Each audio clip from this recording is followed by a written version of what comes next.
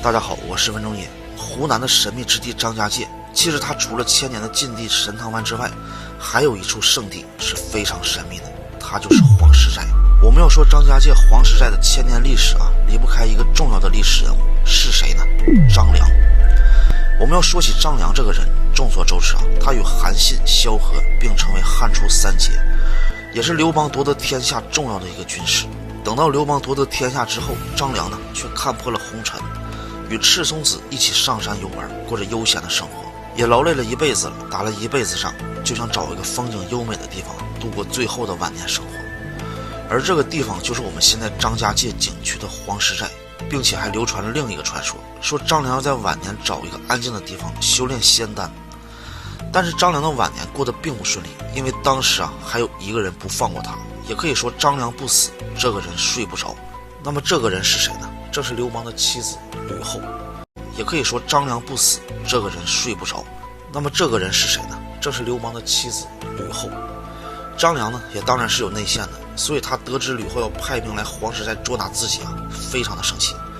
但是当时的吕后已经是天下之母了，实力是不可抗衡的，所以他又提前率着徒弟山民挑运粮草，赶着猪羊耕牛，直到了最高最大的山头，在那里安营扎寨，设关堵卡，造刀造剑，要与吕后呢血战到底。去过张家界旅过游的朋友都知道黄石寨的地形是易守难攻，朝廷的军队围攻了7期49天，仍然没有效果，捉不到张良。后来他们采用了另外的办法，把树木砍倒，铺放鱼草，采用火攻。哪知道这个地方的绝壁太高，火焰也窜不上去，火攻也失败了。后来他们又采用围困的方法，围困了整整3个月，想把张良的人马弹尽粮绝地饿死在山上。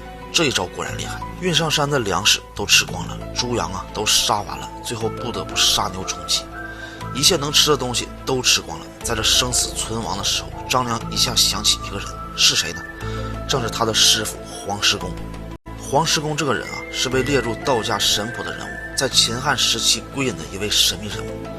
当时张良烧了点蜡烛纸钱，双膝跪拜，面对苍天。说了也奇怪，他刚拜了3拜，眼前就浮现了一个白衣老人，持续了几秒又消失了。不一会儿，张良的徒弟上来禀报，山上的3口小池里跳出了3条鲤鱼，每条都有80多斤重张良好生的奇怪，怎么会突然出现80多斤重的鲤鱼呢？这山上的人被围困了这么多天，饿得面色苍白，赶快吃了想充饥。这时张良沉思了片刻，说：把这3条鱼扔到下去，我们不许吃。然后徒弟们只好照做。当山下围攻的人看到有这么大的鲤鱼扔了下来，太守就说了：别围了，我们撤吧。这个寨子上居然还有7、8、10斤重的鲤鱼，说明他们山上的食物是非常的充足的，并且在这里再围几个月也是于事无补。然后他们就撤兵了。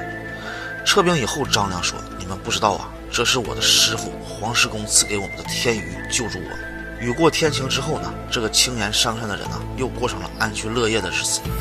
张良为了纪念他的师傅黄石公，便把这个无名的山寨取名为黄石寨，一直到我们现在。我们关于黄石寨的历史的故事就讲到这里了，我们下期再见。